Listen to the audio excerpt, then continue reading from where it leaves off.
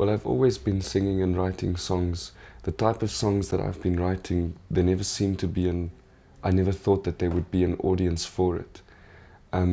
So while still working as a journalist, I did a show at the Black Sun, and the response of the people just sort of showed that there is a possibility of doing this, that people actually want to hear it.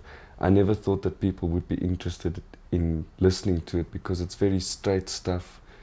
It's uncompromising, and yet, yeah, well, the people are interested. And I felt at that time that I can achieve a lot more. I can reach more people through singing and writing songs than through being a journalist, because as a journalist you are incredibly limited as to what you can do, especially in the Afrikaans press.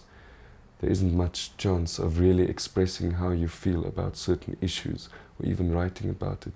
Whereas on the stage, at this time where we are now in the country, there's still some freedom left. You can still say things on the stage, because I think there's a perception going around that what you see on the stage is just a lie.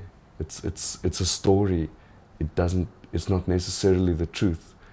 Whereas I feel that what I'm doing is just putting the truth on the stage, and this is probably why it has such an impact.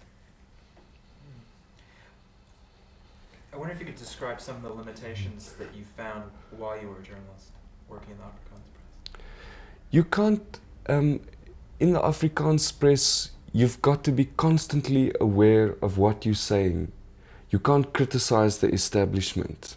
You can't say things about the system of government.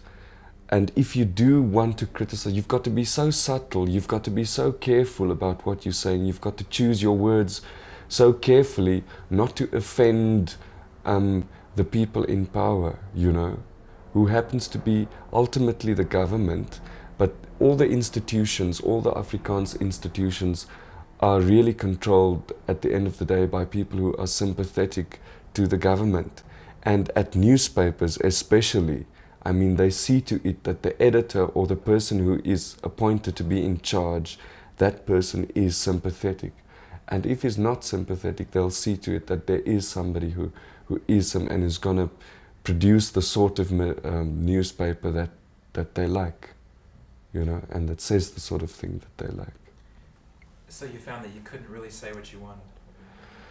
You can't really. You can try. I mean, I know lots of journalists in the Afrikaans press who are trying and whose hearts are in the right place. You try. You try to slip in things.